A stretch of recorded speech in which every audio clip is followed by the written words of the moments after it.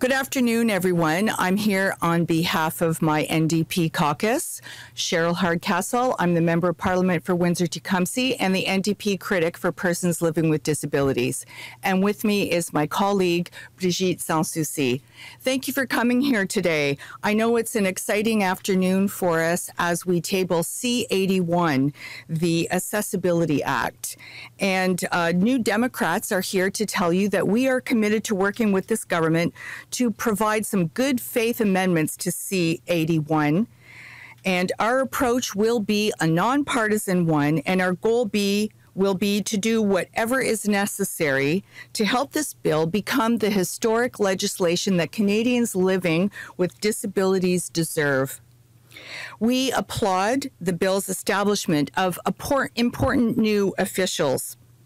It will create an accessibility commissioner in charge of enforcement, which is excellent, a Canadian Accessibility Standards Development Organization, which will create the model accessibility standards that the government can enact as regulations, and a Chief Accessibility Officer to advise and report on progress and needed improvements to the bill as time goes on and shortcomings are identified.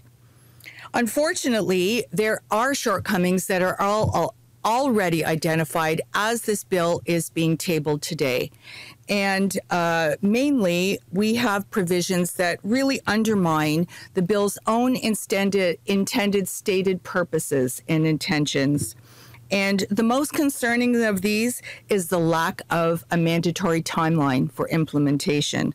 And without timelines, the implementation, even the startup process could drag on for years and years, which is extremely disappointing to see.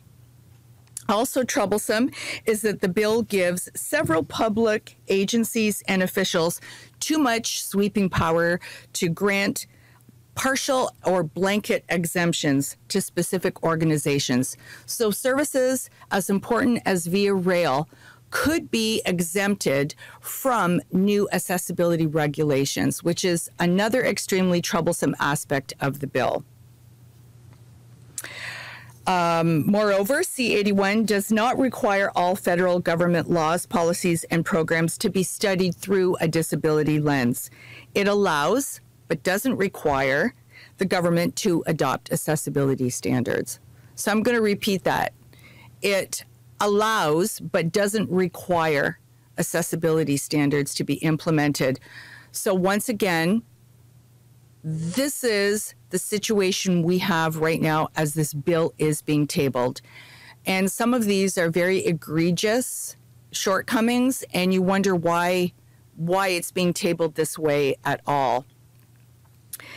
C-81 separates enforcement and implementation in a confusing way over 4 different public agencies. Rather, it should be providing people with disabilities a one-stop shop where they can get a single service location, can advocate for enforcement. And as I said, we in the NDP caucus have many good faith amendments that we will be tabling during the standing committee stage of this bill. And we are absolutely dedicated to making it the best bill possible. Canadians have long awaited this, persons living with disabilities and the people who care about them. I would add that our amendments come not just from the NDP.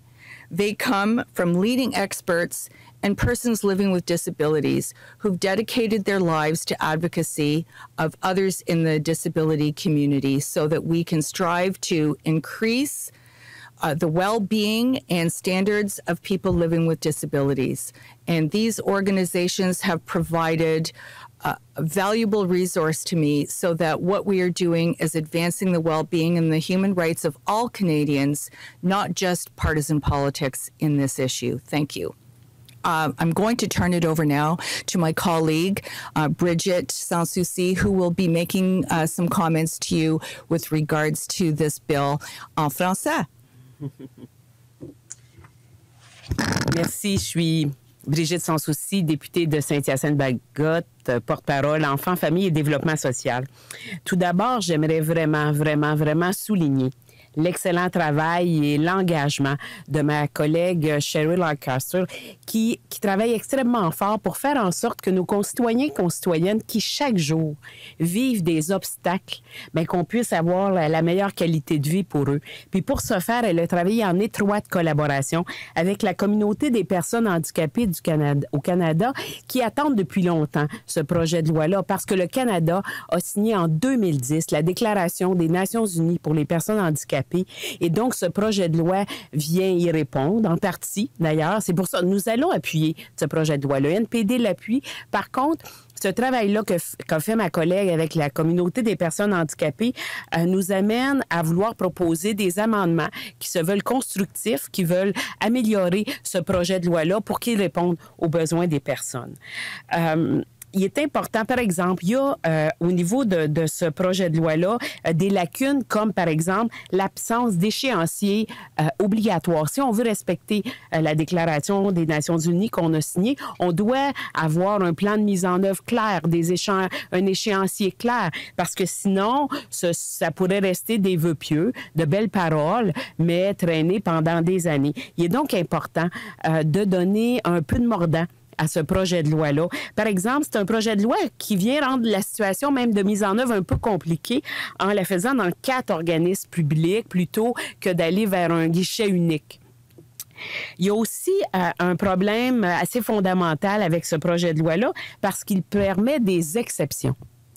Et ces exceptions-là pourraient, par exemple, des services aussi essentiels que Via Rail, on le sait, là, pour le déplacement au pays, c'est important, bien, Via Rail pourrait demander des exceptions en matière d'accessibilité. Ce qui fait qu'on aurait... puis il y a une liste d'exceptions qui sont possibles et ça, c'est problématique. Donc, le travail de ma collègue Cheryl Hardcastle avec l'ensemble des organismes de personnes handicapées qui vont venir témoigner en comité, qui vont faire en sorte d'améliorer ce projet de loi-là parce que ce qu'on vise, c'est de faire en sorte que ces personnes-là, nos concitoyens, nos concitoyennes qui vivent quotidiennement